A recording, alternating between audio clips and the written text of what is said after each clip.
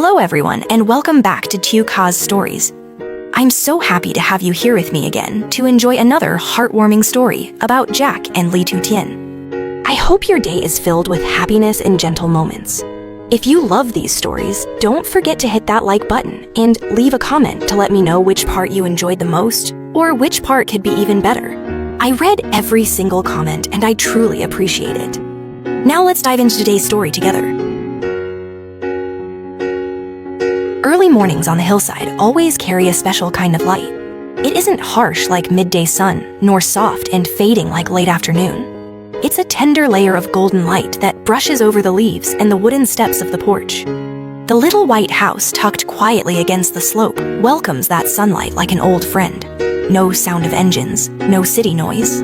Only the whisper of wind slipping through half-open windows, the rustle of birds searching for ripe fruit, and the soft chime of wind bells tapping against each other. Jack still leaves for work every morning. He still lives with his mother, Mrs. Loy, down in the town. Only once in a while does he come up here, installing another camera on the porch roof, connecting another water line, fixing a lock. Each small change brings the house a little closer to the home they once dreamed of. But for now, most of the time, it's just her living here, Tu Tien. She steps out into the yard wrapped in a thin sweater hair tied loosely behind her neck. The sky is clear. The wind drifts across her arms like a gentle greeting. The yard is clean, the young trees have taken root, and the camera Jack installed 2 days ago still flashes its tiny green light. Tu Tien looks up at it, and a small smile softens her face. Not a wide grin, but a quiet warmth shining through her eyes. Inside, the kettle hums softly. She pours herself a cup of tea and sits by the wooden chair near the window, watching the garden. Every morning is the same, and it's exactly that sameness that brings her peace.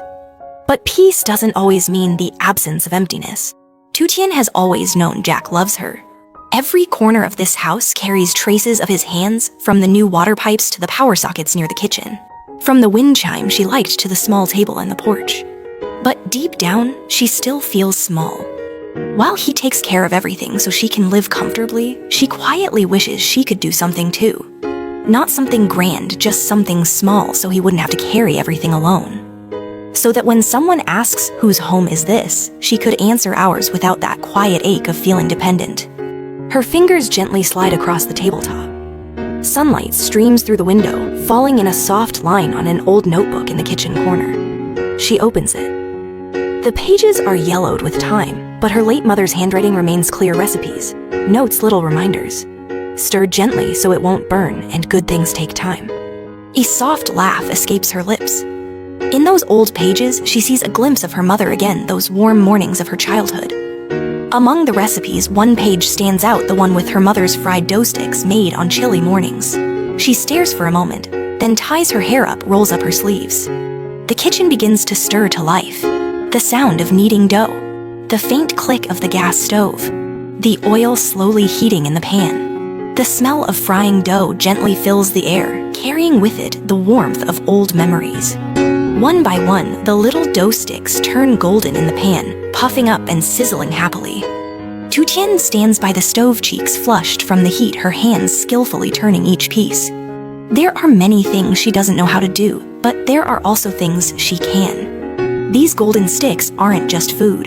They are her quiet way of saying to Jack, I want to build this home too. Then suddenly, a sharp sting in her nose makes her freeze. She touches it lightly, blood. Not much, but more than before.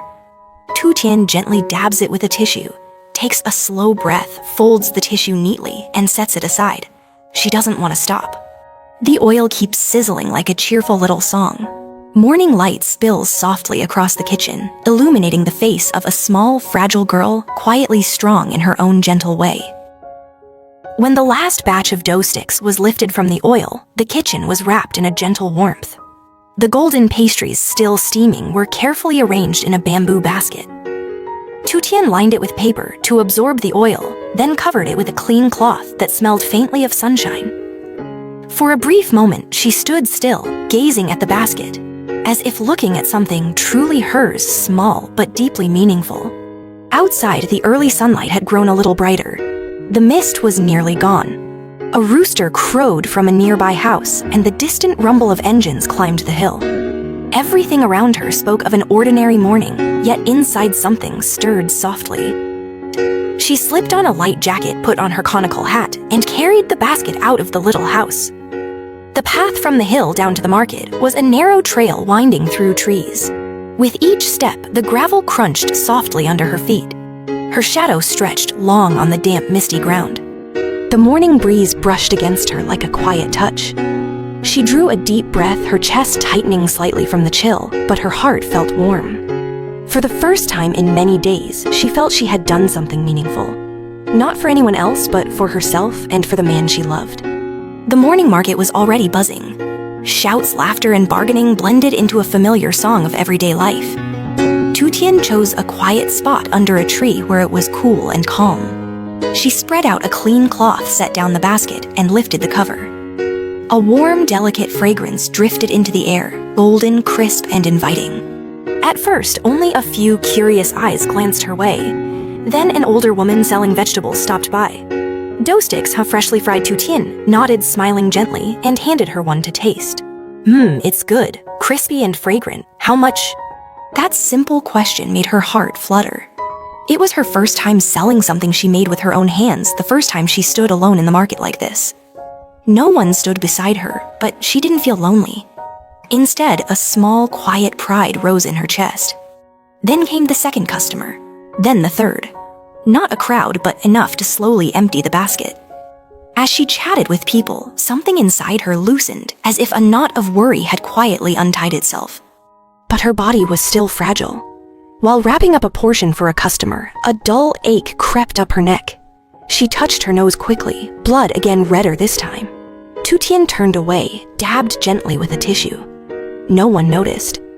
She took a deep breath, smiled, and carried on as if nothing had happened. By then, the sun had grown sharper. Sweat gathered on her forehead, her breathing heavier. But more than half the basket was gone, and that made her feel light. Not because of the money, but because she knew she had done something that mattered. When the market quieted down, Tu Tien sat by the roadside, leaning against a tree trunk. Her conical hat covered half her face, but light filtered through the leaves, warming her flushed cheeks. Beside her, only a few golden pastries remained in the basket. The wind rustled gently through the branches above. Voices in the distance, the sound of motorbikes, all faded into a soft, blurred background. She sat quietly, fingers resting loosely on the basket handle, her mind drifting in delicate thoughts. Some kinds of love don't need to be loud. They don't need grand gestures or solemn promises. They live in mornings like this, when a quiet girl stands behind the scenes trying little by little to make sure the one she loves doesn't have to carry everything alone. Somewhere down in town, Jack was probably starting his day. He didn't know that up on the hill the girl had woken before sunrise, fried each dough stick, carried them to the market, and lived through a morning longer than usual. But Tu Tien didn't need him to know. It was enough for her that when he came home, there would be a warm, familiar scent in the house, and a small bag of pastries waiting on the table. She tilted her head back to look at the sky. The soft morning light had grown into a bright golden hue. Her vision blurred slightly from fatigue, but her heart was clear. She wasn't just living in that house, she was building it into a home. A gentle breeze passed by. The cloth on the basket lifted, revealing the few remaining dough sticks, golden and warm. Tu Tien smiled. Not a wide smile, but a peaceful one. Just like this quiet morning.